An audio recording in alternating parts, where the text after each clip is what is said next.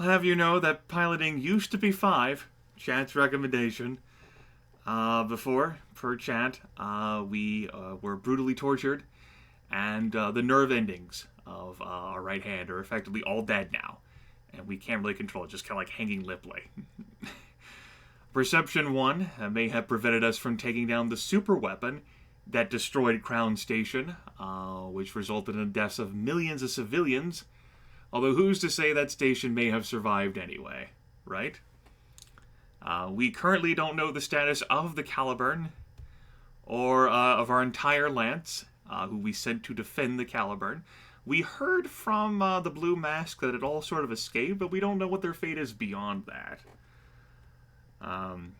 The Lionheart has taken critical damage, and our Mono Saber, contrary to what that says, has effectively been stripped from us.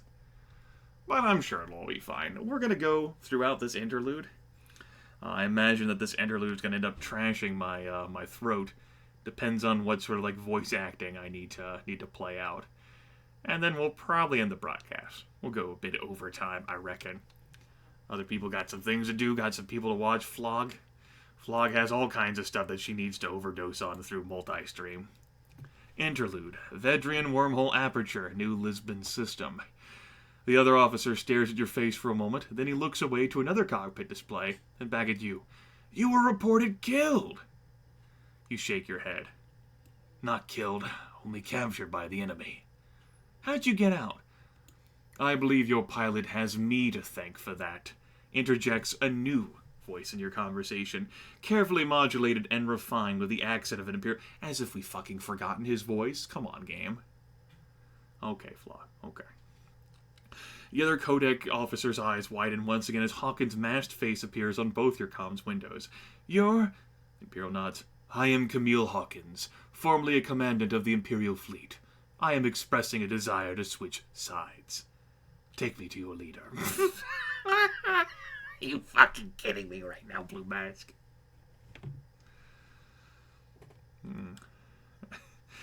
Yes, that adventure.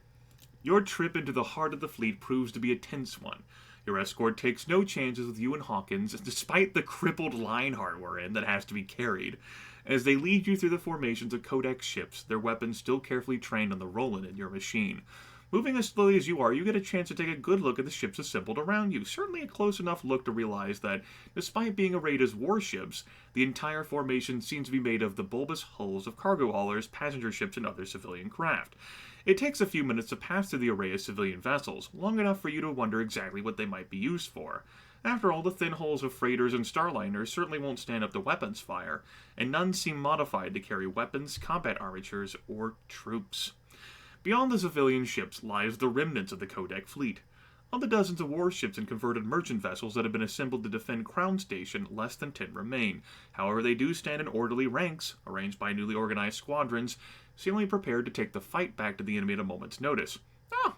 Undamaged hulls gleam in the light of New Lisbon's twin stars, no doubt thanks to your Lance's skilled defense during their withdrawal. All right, Lance!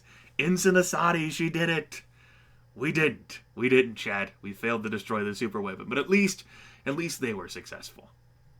Around them, you did something right, Asadi. Around them, swarms of construction armatures and worker pods scurry from one ship to another, carrying supplies and ammunition, and performing the necessary maintenance that will truly make these vessels ready for battle once again.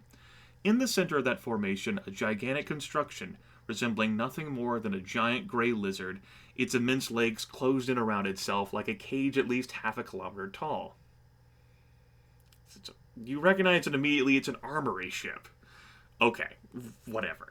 You and Hawkins are escorted closer towards the bulk of the armory ship, until through the thick metallic legs of the colossal vessel, we spy the Caliburn. Despite all that the Caliburn has been through, your home carrier has managed to escape serious damage. Are you sure? I think it's just been repaired. A few minor scorch marks and scratches mar her armor, but as far as you can see, nothing serious. We get taken to the side of that ship, however, onto the massive landing area of the armory ship itself. This is a choose-your-own-adventure interactive story being played by the viewers here in chat. This is called Mecha Ace. It is one of a few dozen choose-your-own-adventure stories available on Steam for purchase. No matter how big the hangar bays, this is a sci-fi Gundam-flavored one. It's not that long, but there is quite a few sci-fi words in it, and explanations of pseudoscience. No matter how big the hangar bays of the Caliburn and might have seemed to you, the armory vessel's combat armature bays are another thing altogether. The entire chamber must be a kilometer long, with space for 2 or 3 dozen combat armatures. With some help from your escorts, the battered body of the Lionheart is lowered into a maintenance bay. Carefully, you power down your systems. A pair of Marines are waiting for you as you exit your cockpit, their weapons at the ready. The sound of boots hammering on deck echo through the cavernous chamber, as another pair of armed guards moves into the next maintenance area. They step forward, quickly frisking you, taking the pistol which Hawkins had given you during your escape. You can see the other pair doing the same to Hawkins, albeit a bit more thoroughly. When they step back, they are joined by another figure, a short, stocky woman wearing the shoulder flashes of Kodak military intelligence. If you'll come with me, please, Commander, we'll need to debrief you and interrogate your friend, who is, they begin frog marching to defect her away. You raise your eyebrows. What's the difference between a debriefing and an interrogation? The intelligence officer shrugs. You're getting debriefed because we're assuming you're on our side. He's getting interrogated because we're not so sure. Well, chat, how do you feel about this situation now? Good, I'm not so sure either. I think he's probably trustworthy, or he's on our side. I owe him my life. I think he's probably trustworthy myself. Chat divided between options 2 and 3 on this one. Much of chat has said that he's a bro. Oh, option 2 winning out. So close, option 3. So close. Then option 2 ascended. Ascended into prominence. Alright. Looks to be over half the vote there, 54%. I think he's probably trustworthy. The intelligence officer's eyebrow pitches upward. Probably. You shrug. He did help me escape, and his motives are probably genuine. The other Codex officer's eyes narrow. But could you be absolutely sure? Would you wager your life on it, or the lives of thousands of others? You look at the Imperial defector's back as his Marine escort leads him away. Are the motives behind the Imperial Ace's defection pure? This might be nothing more than bait. Hawkins may be planning to give false info to Kodak, or maybe he might have plans of his own. You shake your head. The intelligence officer nods. That's what I thought. Now follow me. You are led down a series of long hallways into another small guarded and windowless room, where you are told to sit down.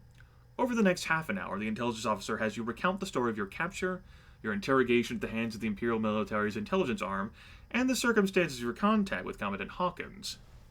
I'd wager my hand. Aha! The intelligence officer is polite but firm, and although she extends you every courtesy she can, you still have the feeling that the woman sitting opposite you is scrutinizing your every word, looking for contradictions, discrepancies, and falsehoods. Your questioner seems particularly interested in the Imperial defector who helped you escape.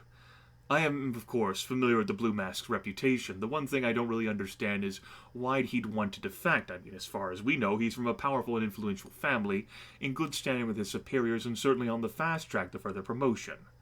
The intelligence officer pauses, carefully watching you for any reaction. Needless to say, Commandant Hawkins is an unlikely traitor. You've had more contact with him than anyone else. Just between you and me and the security analysts who are going to be looking over the recordings later, what do you make of him? Well, chat, I'll give you 45 seconds on this one. Option 1 will be, I think he can be a valuable ally and we should trust him. Hawkins is a powerful weapon to use against our enemies, but I wouldn't trust him. I think number 3, the Commandant has his own agenda, but that doesn't mean he can't be useful. Or Hawkins is dangerous and untrustworthy. We shouldn't have anything to do with him. Or is the... Can he replace it? I think he'd be leading his own unit, right? I don't think we're going to be leading much of anything with one piloting. Looks like chat feels as I do. Not 100% sure of what the Blue Mask is after here. Perhaps if we had asked him more questions. Other than that, he really dislikes the Imperial superweapon. He feels there's his honor in that. But we don't really know what he's after. And so, he could still be useful to us, but he definitely has his own agenda. He's certainly, driven himself. 62% say number 3, 31% have said number 1, and piddling for the rest. The intelligence officer's eyebrows rise upwards. If Hawkins has his own ulterior motives, can you be sure that he'll be useful? You meet the other Codex officer's eyes and nod. Absolutely. Whatever Hawkins' personal objectives may be, they currently coincide with ours. We need all the skilled pilots we can get. We should keep a close eye on him, and I certainly don't trust him. But we can certainly make use of his skills in the cockpit. Your counterpart leans back, a faint smile on her lips. Ever consider transferring to Intelligence Commander? You're a natural. Still, I'm not sure the risk involved would be worth the services of a single pilot, no matter how talented. I don't think we'd be good in intel, folks, not with our one perception. Just throwing that one out there. But hey, at least we're a great pilot. You nod in agreement. Normally I'd think so too, but the intelligence he's brought along with him more than makes up for it. Intelligence? What intelligence? Hawkins brought Oh, I'm glad we fucking know this. Hawkins brought plans of the Imperial superweapon with him that he says they reveal a way to bring it down for good. Where did this information come from? Maybe we were told this while we were being carried through the wormhole. This is our first time we've learned this. Yes, Larian. You wait for your counterpart to show some sign of surprise at your revelation. After all, such information could be vital, perhaps even key to the winning of the war itself. However, you are disappointed. The intelligence officer simply nods, making a silent mental note, and moves on. The questions continue. Your counterpart moves on to the circumstances of your captivity and the process of your escape. Since it happened to you only a few hours ago, you find it easy enough to answer. She also asks you about the damage which the Imperial interrogators had inflicted to your body. When you show her your stiffened, nerve-dead hand, she purses her lips and looks surprisingly undisturbed. I'll send you straight to the infirmary when we're done. This ship has a very well-equipped medical staff, and they might be able to do something for you, or at least prevent complications. Prevent complications? Prevent complications, you say? Go on. Before you can respond, the intelligence officer moves on, asking you more questions about your escape. After a few minutes of this, the intelligence officer sits back, apparently satisfied. Well, we're just about finished here. Just one more thing left to ask you. What's that?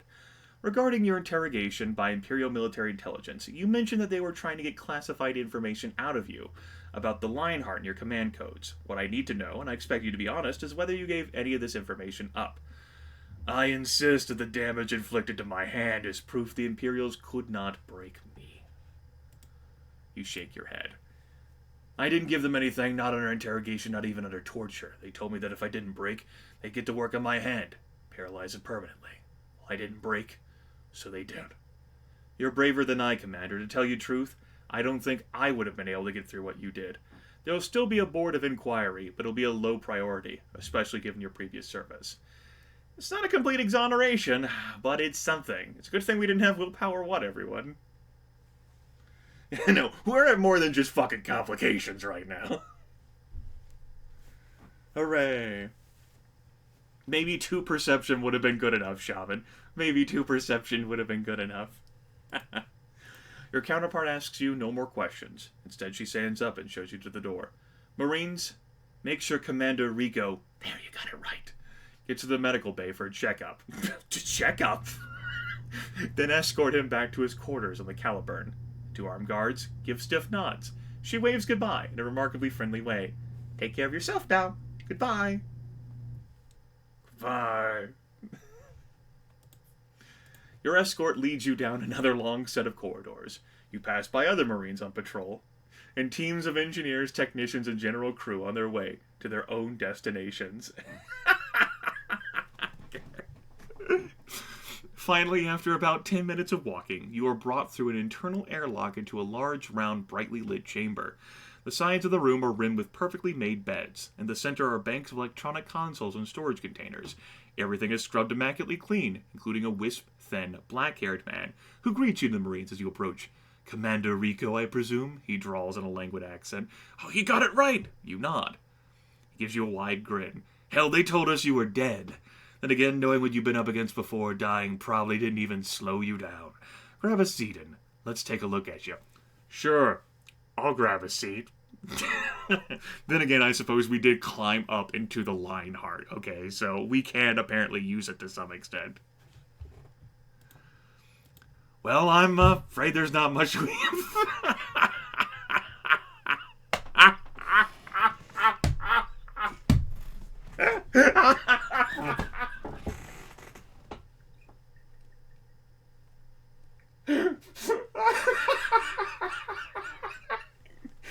Minor complications of my dick. Yeah, fuck yeah. Don't just get it patched right up, buddy. Well, I'm afraid there's not much we can do here, the doctor says as he peers through some kind of medical scan or other. You can remove your hand now, doctor. You pull out your right hand, still as limp and nerveless as before. The doctor frowns at the sight of the deadened extremity. Like I said, I'm afraid there's not much I can do. I'm reading a few residual nerve impulses in your hand, but unless you're very lucky, I don't think those are going to allow you to regain any measure of control. I'm afraid it's a total loss. You look back at your hand, resting limply beside you. Without the use of both of your hands, you will need to improvise a new way of piloting your machine in combat. That is, if you can manage to pilot at all. There's, nothing you can do? The doctor shakes his head. Normal procedure would be to simply amputate it and replace it with a bionic prosthetic, but that procedure involves a specialized facility and weeks of physiotherapy. We have neither the time nor the equipment. I'm afraid neither of us can do anything. You nod, but wonder if that is really true. Should you give up hope and accept the loss of your hand as a reality? Okay, chat. Let's fucking ask you. Chat, do you want to give up hope? Is it done? Is it no more? Is the hand gone? The right hand? Is it lost for good? Is there nothing that can be done? So when people wave at you or tell you to grab a seat, is that it? Bring our willpower to bear.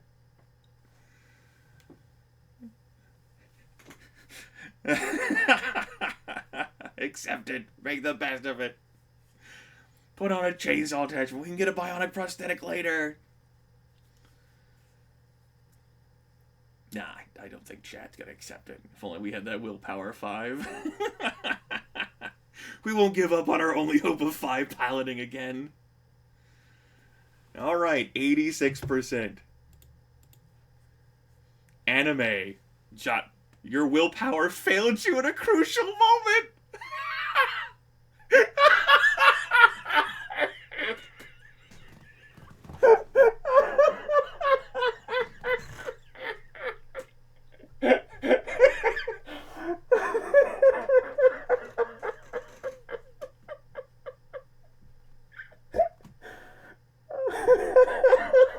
Oh, man.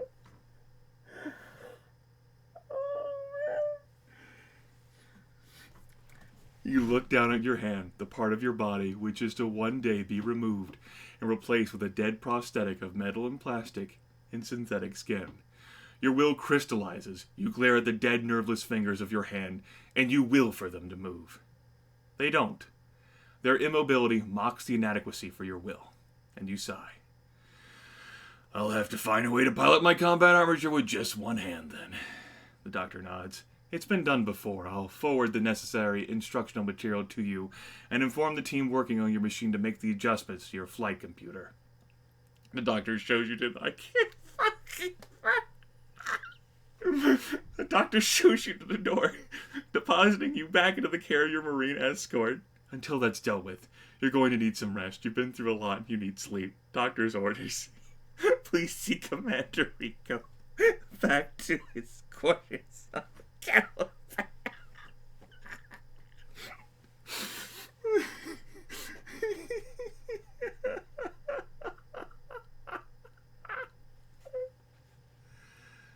Oh, yes. Yes, it's because, during any, attempt to increase stats in this game, it's been all for piloting. Before our right hand got dead, we had a piloting score of 5. Perception, willpower, and presence are not adjusted. They are the default scores.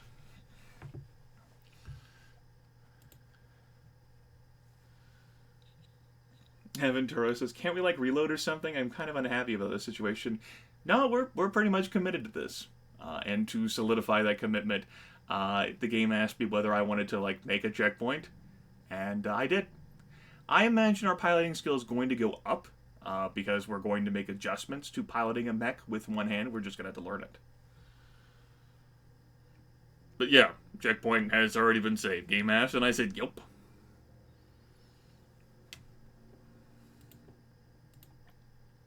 Your escort leads you down another long set of corridors. You pass by other Marines on a... Finally, you reach the heavily reinforced passageway of an intership airlock. After a few seconds, the airtight armored door opens, and you step through into the familiar sights of your home carrier. The Caliburn seems to have weathered the battle in excellent shape. There are, of course, a few blown-up panels and minor burst conduits, but those were to be expected.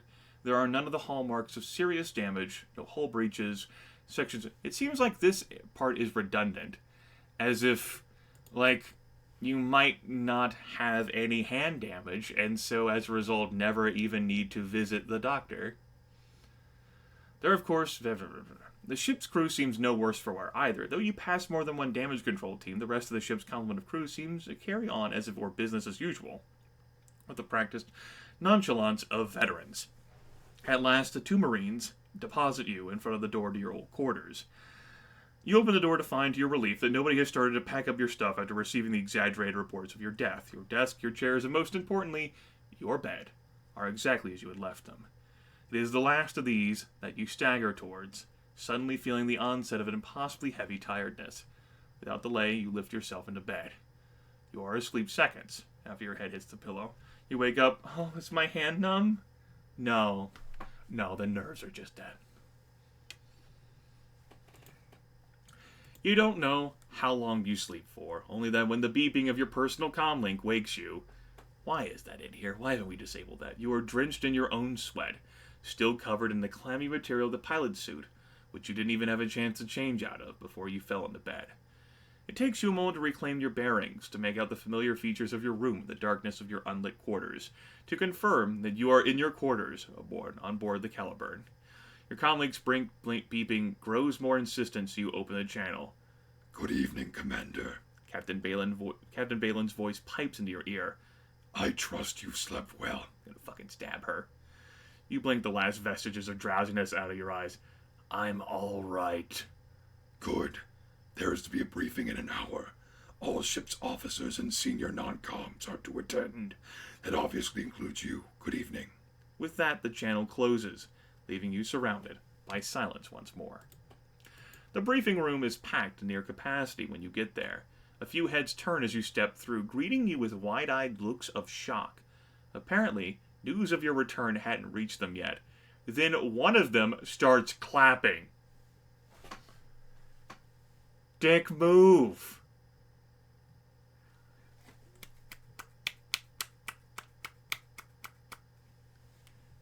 The rest of the room turns and sees you as well. The applause spreads.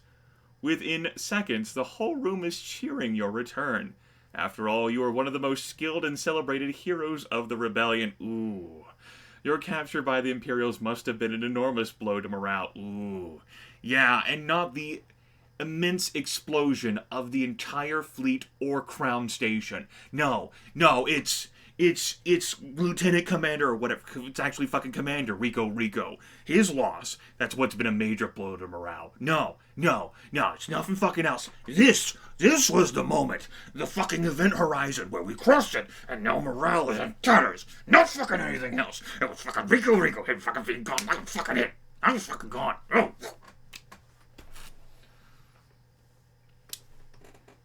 We're fine. To see you back among them, free of the Empire's clutches, would to some seem nothing less than a miracle. Can we bring Crown Station back with this miracle? Oh, no, we can't. How about that? Ha! How about the fleet? How about most of the fleet that got destroyed by the super weapon? How about that? No, we good? Okay. Inari is on the other end of the room when she sees you. For a moment, your eyes meet, and then she looks away, trying and failing to hide the newly shed tears of joy running down her face. You begin to look for more familiar faces, if only so you can ask them about what has gone on in your absence. Almost immediately, you pick out Captain Balin sitting in her customary place. Only empty chairs stand where your lancemates should be sitting. Chief Weaver is leaning on the opposite wall. When he sees you, he smiles and gives you a friendly little wave. Well, chat, we might end up being able to speak to all these people. Maybe we won't, though. So, if you want to speak to one person, if you had to choose one, they might be out on patrol somewhere. They might really be needed. Or they might be detoxing, you know? Of course, it's Inari. Asadi is not there, Convox. Come on. That's none of the options.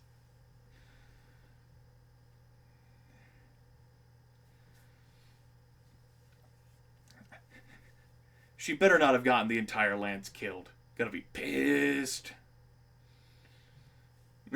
I need to speak to Jesus. Okay. 69%. The kid blinks and rubs her eyes as you walk closer, as if to make sure that the universe is not merely playing a cruel trick on her, that you really are here, alive, back from the dead.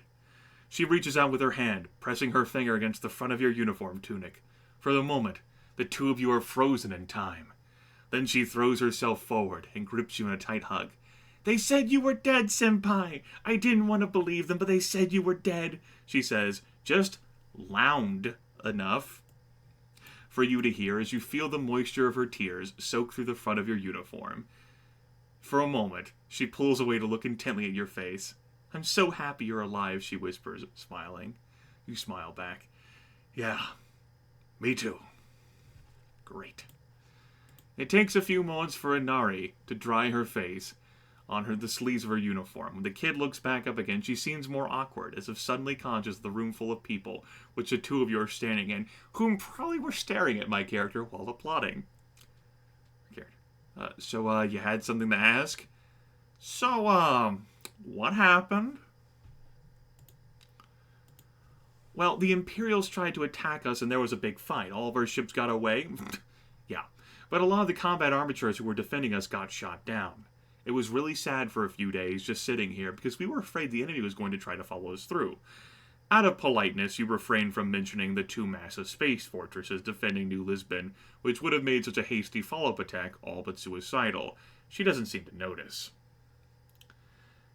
Then we got a message saying that Captain Balin was now acting fleet commander, and the big ship came in and started making repairs. Oh my god, Inari. Well, at least it ain't technical jargon, right, folks? At least it's words we can understand. Those other ships up front flew in yesterday. I don't know what's going on with them, though. They don't like warships to me. You shake your head.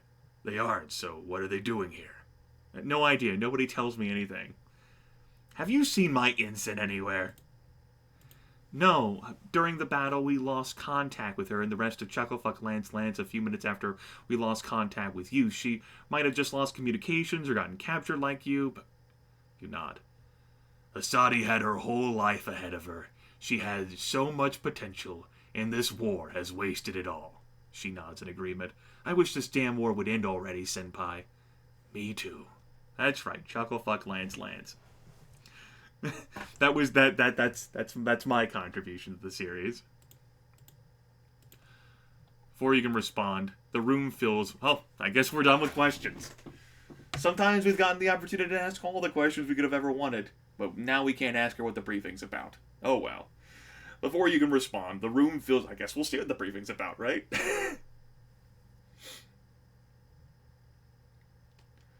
Shuffling movement, all the heads turn around you, turn toward the front of the room. Officers and NCOs to attention. Captain Balin's voice cuts through the air of the room like a cracking whip, drawing the eyes of everyone in the room. Immediately, automatically, you stand up straight, eyes front, your posture rigidly vertical. The rest of the room does the same. The captain surveys the room. Then, content, she speaks again, her voice softer. Be seated. It is an old tradition, but a useful one. It has gotten your attention, and everyone else's attention, really. There's no further burble of conversation, only human bodies adjusting themselves in seats. All eyes are arrayed front and center, giving Captain Balin their undivided attention. Ladies and gentlemen, it has been a long war, and these last few weeks have been among the hardest. I see a few empty chairs in this room today, more than I would have wished for. We have all sacrificed far too much, and I am loath to ask you all to sacrifice more. The captain takes a deep breath. Whatever she is about to say must weigh heavily on her soul, indeed, if it is capable of showing through her normally stoic exterior. However, that is what I must do. Our fleet, our rebellion, our very freedom are all teetering on the brink of a precipice. With much of the fleet destroyed, it will only be a matter of weeks before the enemy is able to make good the losses we have inflicted on it, rearm, and force its way through the wormhole and overwhelm our forces here in New Lisbon. Behind us, there are no further lines of defense. The enemy will be free to reduce our worlds to rubble, one by one. The room is completely silent now. The asperity, of your situation has never been hammered home in such straightforward... Really? Never? I guess not. No. I guess not. Not even we were laying there in boredom, waiting for anything to stimulate us. There, and after the Empire captured us, never happened before. After our hand died, forever, and we got an achievement, saying that our willpower failed us.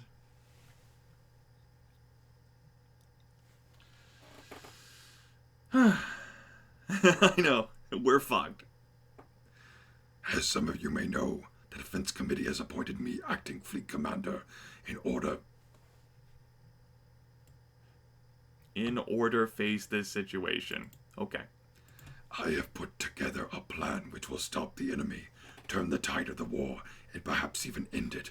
For it to succeed, I shall require your abilities, your loyalty, and your faith, for one final reckoning on which the outcome of all we have fought and bled for these many years depends. The captain pauses. Nobody speaks. Nobody objects. Nobody even seems to breathe.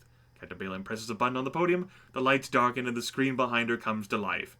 Now, without further rhetoric, the plan to blow up the Death Star. Oh, okay. We're not actually going to skip the planning phase. All eyes are on the screen as it flashes to life. Pure chaotic light coalescing into icons and trajectories. The screen splits in two, with one side showing the New Lisbon side of the wormhole, complete with the ships of the Kodak fleet, on the other the Vedria end, with the massive bulk of the projected shape of the Imperial formation, and an ominous, menacing shape placed behind it, Lightbearer. Captain Balin's swagger stick is out, pointed not at the menacing red of the Imperial formation, but the massed ranks of vessels on the other side, each marked with the icon of a merchant vessel. As you may have noticed, we have been reinforced over the past few days. As the more observant of you may have noticed, these vessels are not warships, for we have none left to spare. Look, we have Perception 1 and we notice this shit, okay? For we have none left to spare, but instead, merchant vessels, including a substantial number of evacuation transports we were able to escort out following the fall of Vedria Prime. Oh, it's a good thing we saved those, right? This was not a mistake. I requested these vessels especially. We do not have enough warships left to face the Imperial fleet in open battle, but we can even the odds. Oh, we're gonna fucking suicide these ships. Captain Balin presses a button on the podium. The icon of one of the merchant vessels expands into a detailed schematic. These vessels have been stripped of their non-essential systems. Their crew has been replaced by automatic piloting systems, which will suffice for the purposes of this operation. Most importantly, their normal cargo loadouts have also been replaced. Couldn't we just, wait for them to, come through the wormhole? And that's when, we have, the minefield? I suppose they wouldn't send, the entire fleet at once. I reckon. Maybe. Just throwing that out there. Just an idea. Just spitballing it here. The captain presses another button, and vast sections of the hull glow bright red. You feel your breath catch in your throat as you read the label. Antimatter. Military containment, 50,000 metric tons. Captain Balin remains silent for a few moments to allow the notion sinks in. Dozens of ships will be sent on a suicide mission, not as missile platforms or even a diversion, but as flying bombs, each packed with enough antimatter to crack a small moon into. Glad we have all that laying around. After what seems like half an eternity, our character is just terrible at telling time. Damn you, melodrama. Captain Balin resumed speaking, her tone grave. These ships are carrying 3/4 of our entire strategic fuel and weapons reserves. It would take 2 years to make up for the amount of antimatter which we are to expend in the space of a few minutes. Okay. The Caliburn's commanding officer holds up her hand to politely but firmly forestall any developing protest. However, assuming these ships will serve their purpose, the enemy fleet will be thrown into disarray, attempting to either avoid or shoot down these vessels, especially once 1 or 2 detonate in their midst. The captain presses another button, and the display on the screen behind her shifts. The icons representing the merchant vessels disappear through the wormhole and appear out the other side. There's a miniature flare in the midst of the Imperial formation as one of the merchant ship's icons flies into it, a shallow representation of an immense antimatter detonation. And we've seen how terrible the Imperials are at defending their end of the wormhole, right? I guess they aren't expecting anything. The Imperial formation flies apart till the formerly orderly ranks of red icons become a confused jumble.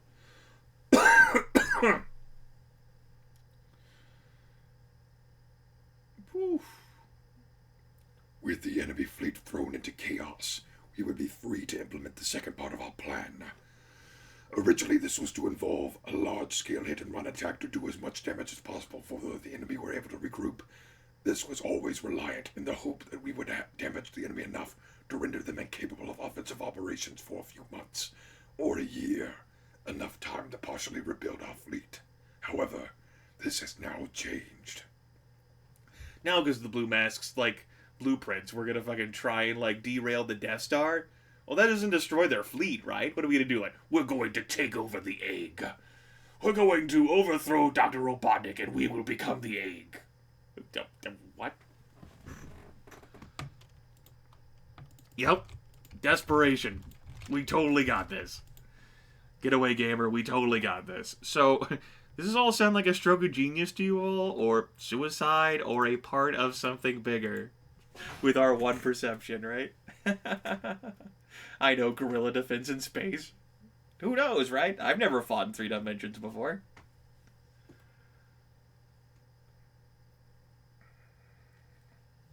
You clearly have a choke point here with the wormhole.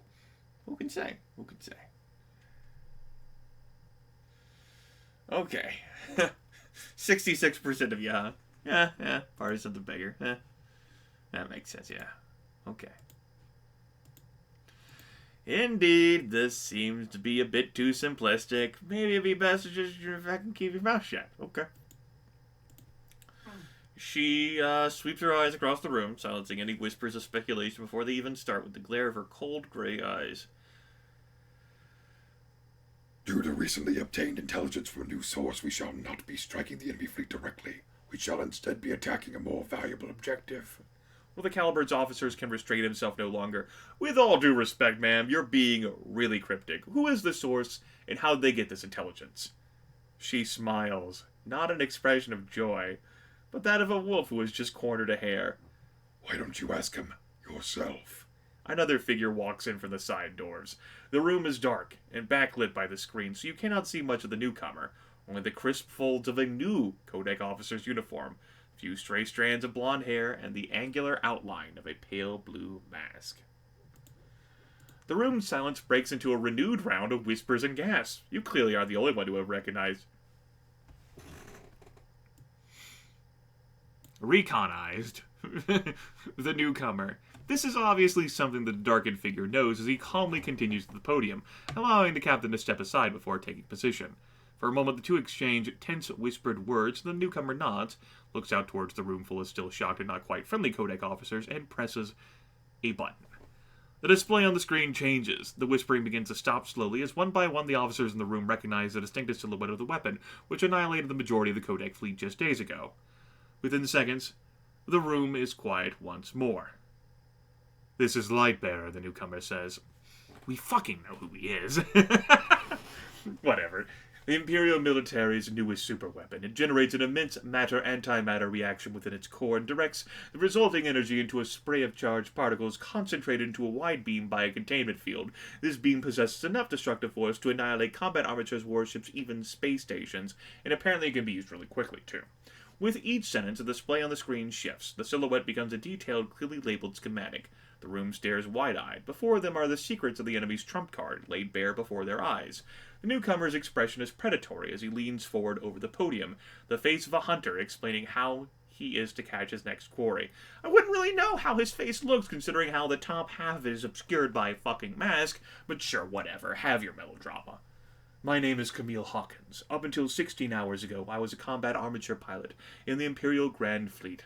I was the source which brought you this information about the Lightbearer weapon.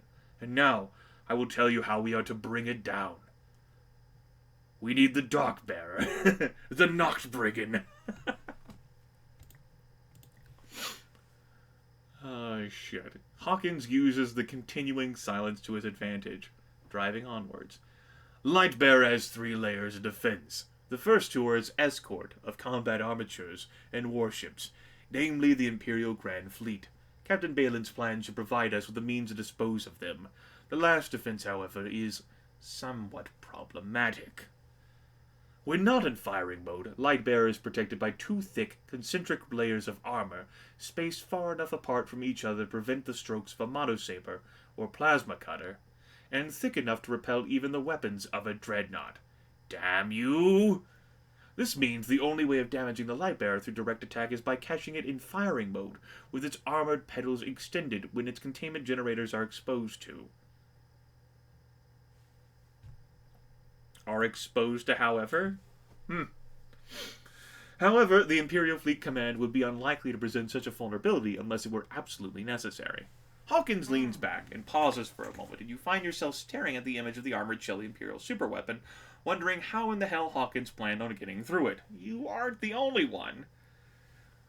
He smiles. I see you have grasped the difficulty of a conventional approach. Thankfully, I have a solution. In the days prior to my defection, I was able to learn that the Lightbearer was deemed too experimental to be manned by a crew. Instead, it is controlled remotely via data link by the fleet commander. Should the man or woman holding the trigger be incapacitated or killed, a line of succession comes into play. Various senior officers are given the authority to take control of the Lightbearer systems, provided they possess the proper codes. These individuals include the commanders of each squadron of warships, and the person who was, until not very long ago, the senior pilot in the Grand Fleet. Me. If only we had weeded out those folks who would have taken control of it before him, right? By attacking those warships. Alas. Predatory look.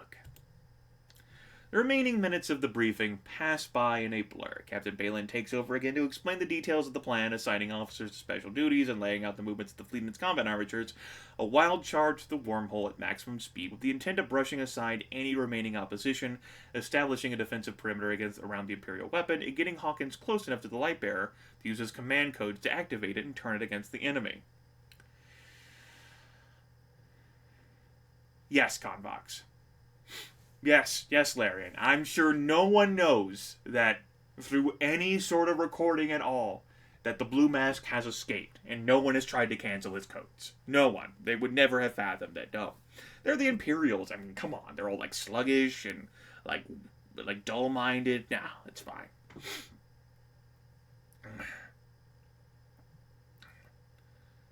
Let's see here. I think this is this is Captain Balin reading. According to the intelligence we have in the lightsaber, its receiver will only attempt very short-range transmissions, no more than 10 kilometers. This means that we're going to need to get extremely close to take control. It also means that the Imperials will have to fight through our fleet before they can get close enough to regain control. It's like fucking like... It's like the Goliath in the middle of Cargo in Unreal Tournament 3. The tank there, the two sides fight to control. As most of you know, we have been fortunate having Commander Rico return to our ranks. As the most senior pilot remaining in the fleet, he will act as field commander of the entire combat armature contingent. Once the rest of the fleet has taken up blocking positions, the commander will break off and escort Hawkins as he approaches and takes control of the Lightbearer. It will then be up to the rest of the fleet to protect them as the weapon is activated and fired. Some of the other officers craned their neck to catch a glimpse of you. If you were surprised, most less so. Word of your return has traveled fast. Such a fucking water to the... Are you fucking kidding me? We walked into the meeting room, and everyone went, "Where's Big Bird? Woo, yeah! Oh, it's Rico Rico, woo, yeah!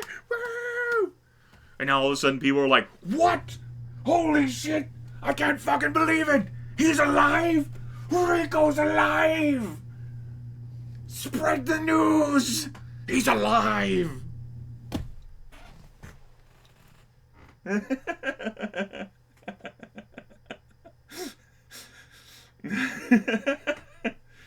I mean, even if some of them came in late, come on. Come on, right? Commanding the entire combat armature contingent of an operation of this scale is something new for you. It will mean coordinating half a dozen or more lances all directed to a single objective. You hope you are up to the task, but you know that you will only know for sure when you lead your fellow pilots into battle. If only we had our team, right? I don't know. I don't think we arrived early. I thought we arrived late after most of the folks had already filtered in, harried. Like, we only had time to have like a small conversation before we got started.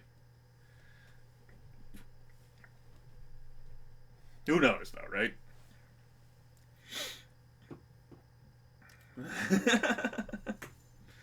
Or our hand. I am informed that it will take 6 hours for the Caliburn to be fully repaired. During those 6 hours, you will be expected to prepare yourselves for the coming mission. At the end of those 6 hours, I shall expect you all rested, fed, mentally prepared, and with your personal affairs in order. At the end of those 6 hours, the operation will begin, our diversion will be initiated, our combat armatures will be launched, and the Caliburn will lead the charge with the wormhole. That is all. Dismissed. Hand is utterly useless. We tried to will it to work through the power of chat, but this is not an anime, and our willpower failed us.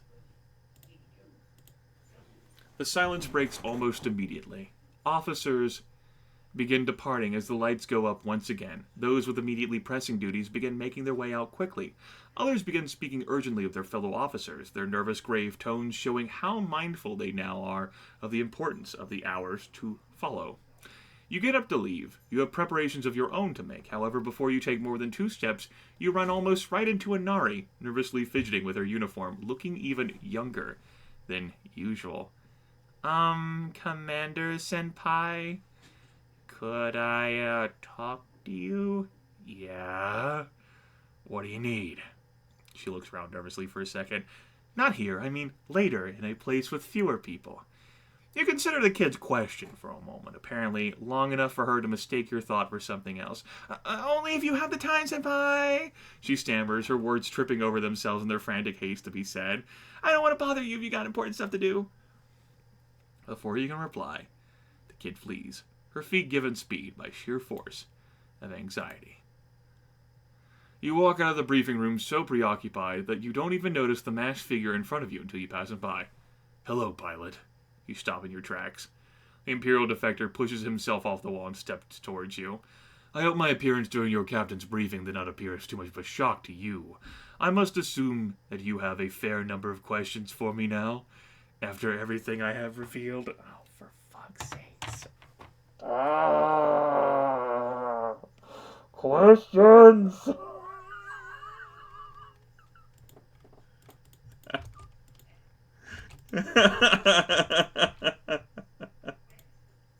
I thought about making some joke answers like no and please no, but here we are. Oh, fuck.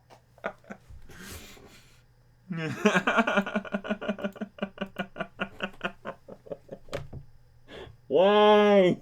Why? Oh, shit.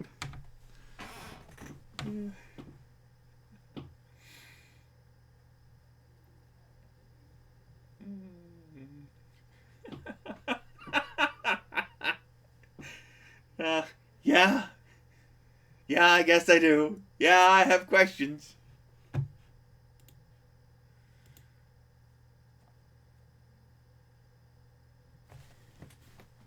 An invitation or a challenge. Very well, you have questions, and I shall have a few short minutes before being called away to meet with your superiors again. What do you wish to know? Let's ask him some dumb questions. These all sound like dumb questions. Why do you always wear that mask? I suppose this one isn't dumb. He hesitates for a moment as if weighing the merits of one answer or another. Then, a long, long time ago, I can still remember before the interstellar war, before spaceflight, before computers, before guns, there was a class of warrior aristocrats on old Earth. They were called chevaliers, ritters, caballeros, knights. You have heard of them, of course. You nod, yeah? Yeah, you know what a knight is. Yeah? Hopefully we would know what a knight is since the game has romanticized about missiles being knights. To these men, their helms were a symbol of their ability to fight. Their helmets were mounted on their family crests to declare their ability to make war. Regardless of how they were born or who they loved or hated, when they put on their helms before a battle, all of those petty weaknesses were subsumed under the faceless metal visage of a pure warriors. Having Turo laying the beat down. On the faceless metal visage of a pure warrior until they took that helm off upon victory. Maybe the word isn't accurate. Maybe it's just simulating his ignorance of the situation, right? It was such a long time ago. How could he remember the exact wording of everything, right? Right? Until they took that helm off upon victory or surrender, they would be nothing more and nothing less. This is my helm, Rico. It's Rico! It is a symbol to myself and to the universe, a symbol of my strength and resolve. It shows that I am a warrior first, before all else, and that when it is worn, I am ready for whatever challenge might come my way. There is nothing worth seeing underneath. The mask is who I am. All absently, perhaps subconsciously, the other pilot adjusts that mask with a thumb and forefinger. Surely you didn't mean merely to ask after my personal preferences. You've other questions? Well, the questions 1 and 2 seem pretty dumb, but chat wants the questions, so... Are you sure your plan will work? No, I'm not. But I have some confidence. Well, chat, do you have confidence in this man's plan? Do you? I mean, I'm not really confident that this plan's gonna work. Look at this hand. I think there's some serious problems here. That's my opinion, my humble take.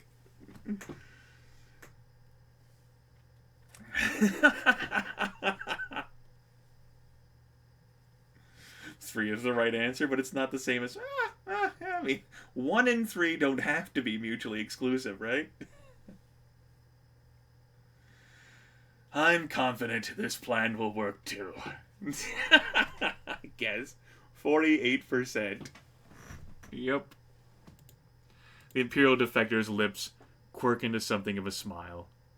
I am glad we are of one mind on this. Even if all goes to plan, it shall be difficult to carry out this operation successfully, but it would not do to enter battle convinced of failure.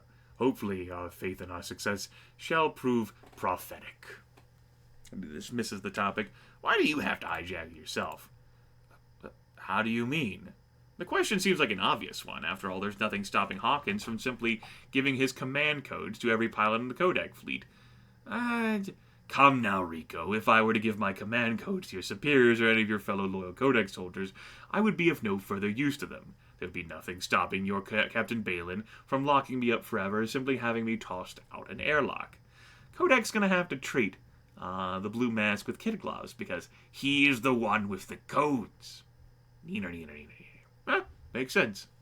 Looks like the game's sassing us here for asking a stupid question, right? Oh boy, already read ahead. Hawkins nods. Before you can walk away, the other pilot stops you. Rico, in the short time which we have known one another, I have always answered all of your questions, and I hope I have provided something close to satisfactory answers. However, I do have one question for you. Yeah, what is it? He seems to fidget for a moment, more awkward than you have ever seen him. He opens his mouth and closes it again. Finally, this plan of mine, whether it succeeds or fails, will change the balance of the war, of the universe, and of our lives. Do you trust it? Do you trust me? Chat. 60 seconds on this one. Option 1. You tell me. Should I trust you? That's fucking sass mouth, shitty, useless answer from chat if they give that one. Option 2. I trust you completely. Or option 3. I don't trust you at all. Slap him with a limp hand. Just like lift up the arm. Just brush it across his face.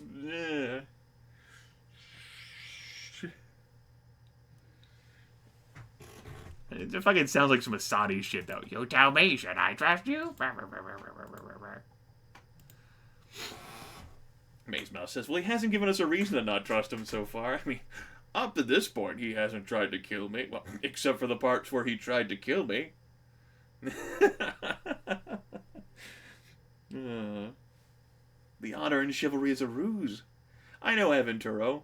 With all of the one perception this character has, we can read him so well. Perhaps if we wore a half mask, we'd be able to see that more effectively. 50%, says number 2. I trust you completely.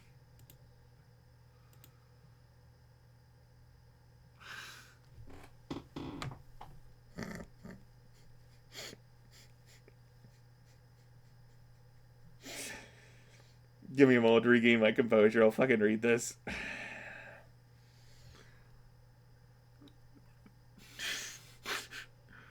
For a moment, the other pilot's stoic facade breaks. He offers you a plain, uncomplicated smile.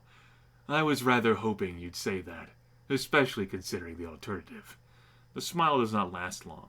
After a moment, it fades away, and the ex-Imperial Ace's expression turns pensive. Perhaps you are foolish to trust me.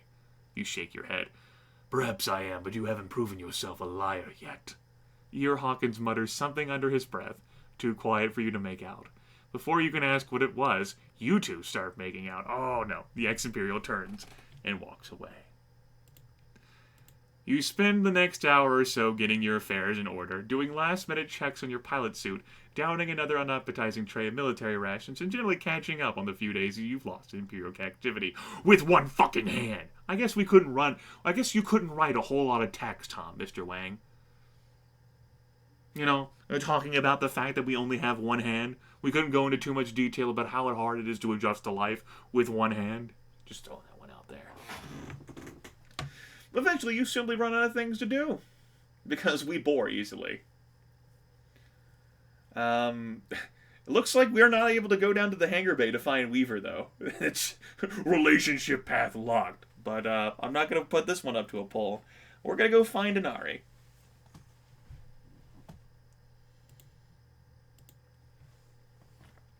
Of course, Novia. Inari isn't in her quarters. You spend a few minutes on a cursory search around the ship, dropping by the galley, the med bay, the officer's wardroom, the bridge. She isn't there either, which only really leaves one place. In the end, you find the young volunteer standing on the observation deck, eyes fixated on the endless sea of void and stars on the other side of the Caliburn's hull. She doesn't look away as you walk up. It's like you can keep on seeing forever, isn't it, Senpai? She asks, eyes still fixed on the field of stars. You nod and give a of agreement, not really paying too much attention to what you assume as a rhetorical question. But you can't, can you? Unexpectedly, she turns to face you, eyes flashing. Yes, Pandy Bear. It all just disappears into the distance. Even out here, where there's supposed to be nothing to block your view, not even air, you can still disappear. Isn't that right? The kid takes a deep breath, turning away from you and back to the stars, or perhaps simply to hide the tears beginning to run down her face. My parents, my friends, they're all out there. I know that in my head, but what proof do I have that they are? That they haven't abandoned me? Her voice wavers again. She tries to take another breath to steady herself, but it ends up being a long, shuddering gasp. It comes so suddenly, so unexpectedly, that you don't even realize it is happening at first. One moment Inari is standing beside you, the next she is clutching at your arms with a desperate strength, sobbing into your chest. You are the only one I have left, she sobs. Don't abandon me like all the others. Huh.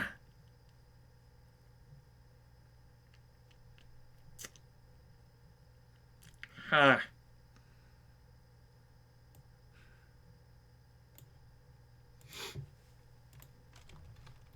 Well, chat. Option 1, I won't abandon you. I'll always be here for you. Option 2, I can't make any promises. Option 3, I think we need to stop this. Not even fucking close. I voted for option 2 myself.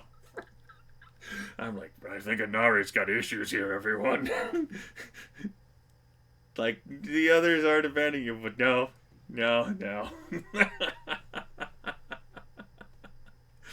I will always be here for you. You just wait until I get a bio hand.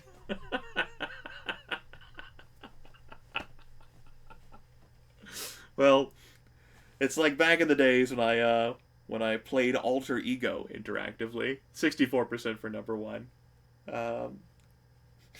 Chat would always be so frustrated if I just like skipped over like the mature like cards there on the Alter Ego board. I won't abandon you. I'll always be here for you.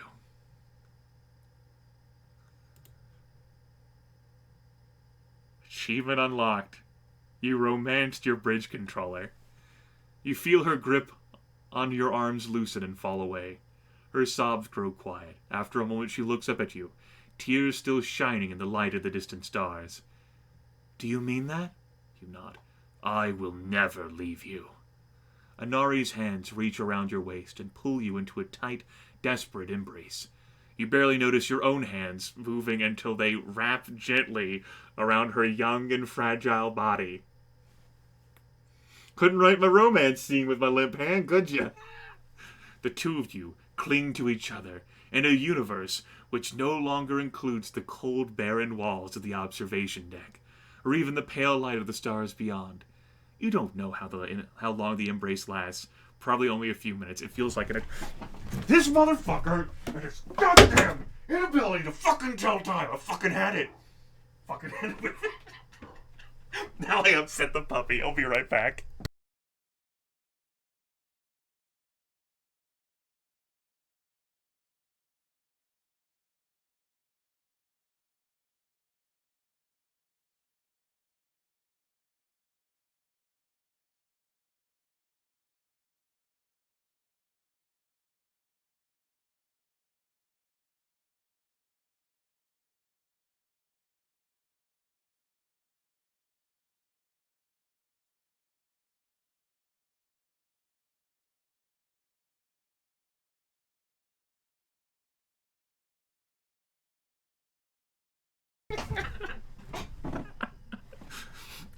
Calm down the puppy.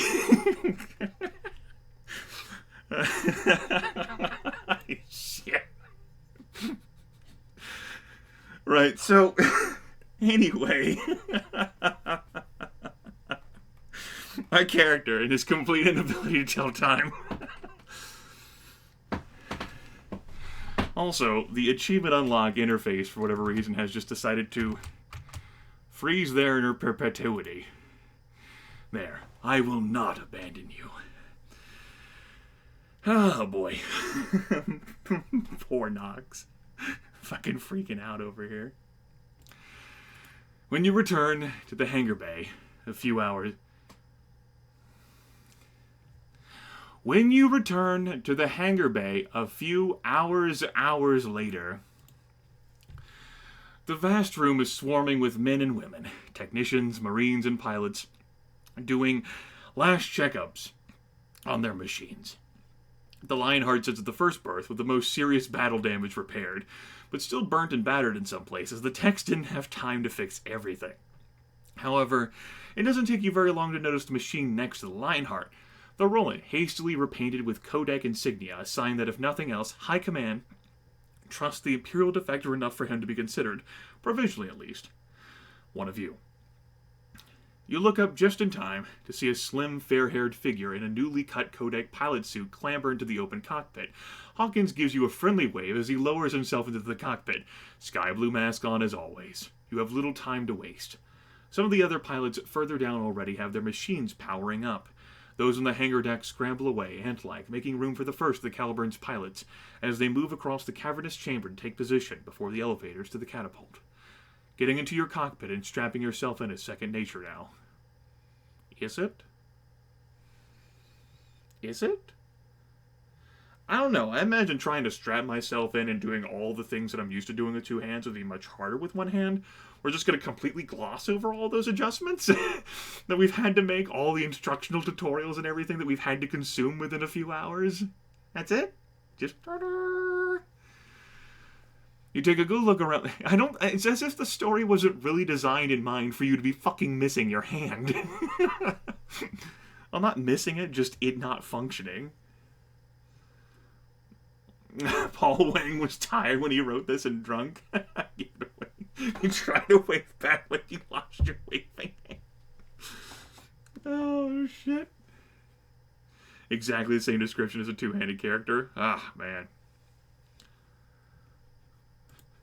So, alright, the Lionheart has taken moderate damage. Alright, so the worst of it got repaired, at least. That's good. Hey, at least we got those extra kills, damn it. Whenever we defiantly stood up for ourselves. It takes you a few moments to get used to the new one-handed scheme for your machine, not to mention the feeling of your right hand sitting limply on the rest of your chair. There's been no time to completely retrain your reflexes, but you quickly get the hang of the basics of the new controls. Hopefully that and your years of experience will be enough to get you through this one decisive battle.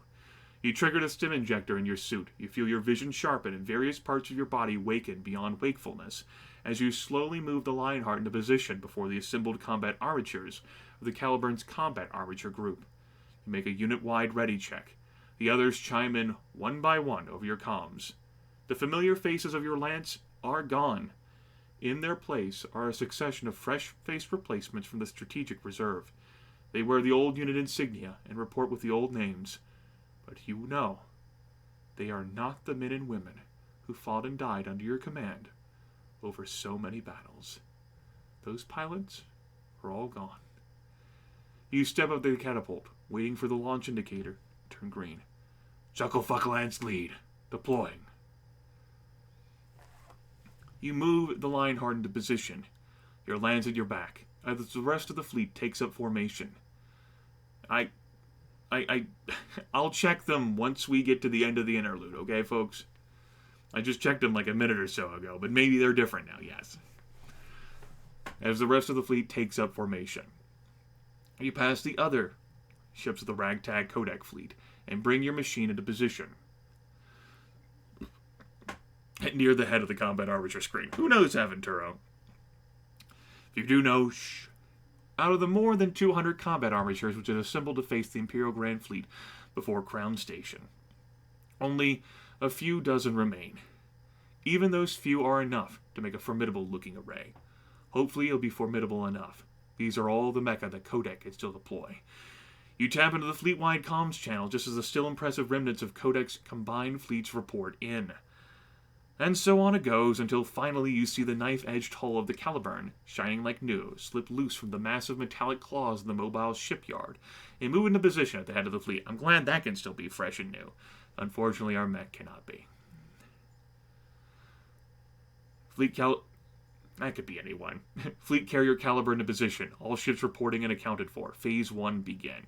Ahead of you, the assembled ranks of unmanned merchant vessels, now packed with immense amounts of antimatter, begin moving forward, the jury-rigged missile guidance computers at their helms steering them towards the diamond and navigational beacons, marking the aperture of the Vedrian wormhole. They've, completely littered, the front of the wormhole with, fucking mines. Just... Now, all that remains is to wait for the rigged civilian ships to hopefully do their job. You have 20 minutes before what could be the beginning of the last battle of Kodak's last fleet.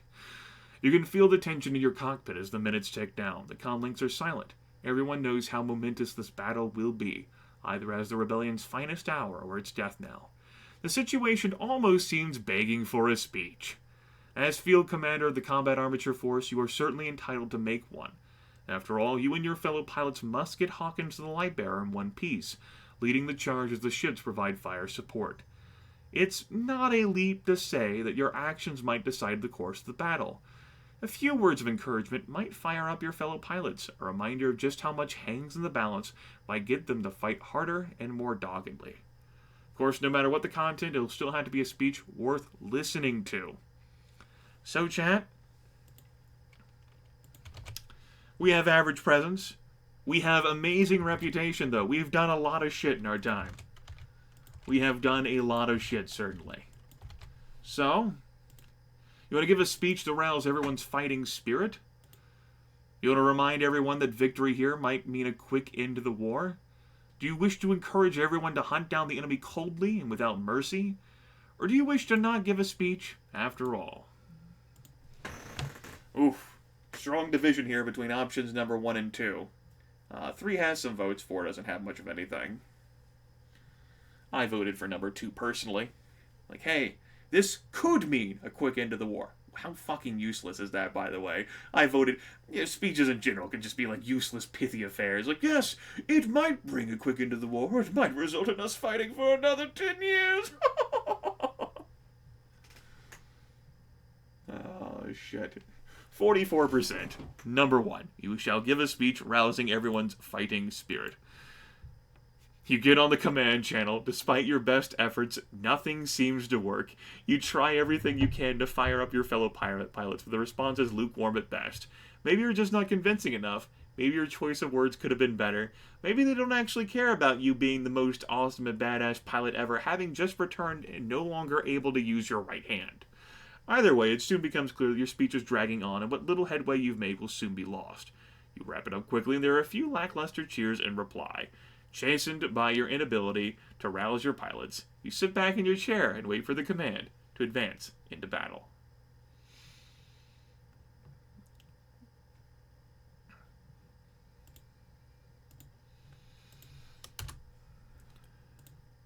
The tension grows thicker as you wait for the minutes to tick down. The entire fleet is in place now, only waiting for the word to advance. The ships and combat armatures of the Imperial Grand Fleet should be in disarray when you advance out of the wormhole. Should be. Perhaps enough of the trapped ships would have found their mark even to decimate a good part of the enemy's numbers. Either way, you will be fighting from an advantage if Captain Balin's plan has worked. If not, a new window opens up on your comm screen. Our 20 minutes are up, ladies and gentlemen. Fleet, make ready to advance and engage the enemy. All right, pilots, on me, you command as you push the Lionheart forward, leading the last fleet of the rebellion into the invisible, gaping maw of the Vedrian wormhole. Okay, everyone. Oh, hey, we have a little bit of passion now, and we're a bit more of a warrior now, folks, with piloting 1, and perception 1, willpower 2, and presence 2. Our entire lance's status is assumed killed in action. Our Lionheart has taken moderate damage, but it still functions. Yeah, it still functions. I mean, we gotta work. It's a good thing that we pushed through for this interlude, folks, because we learned things like how we can't will our hand to work again. I suppose, next week will be when we finish the story of Mecha. At least this version of it. Of course, there's plenty of you who can still play the story on your own and explore. And see what sort of endings and achievements you can get. There's like 29 total achievements in the game. But viewer democracy has carried us to victory. Well, it's carried us to survival and thriving until recently. Things got kind of roughed up a bit. So yeah, my throat's tired. My energy has been spent. I said I'd go a bit longer, and we certainly went a bit longer.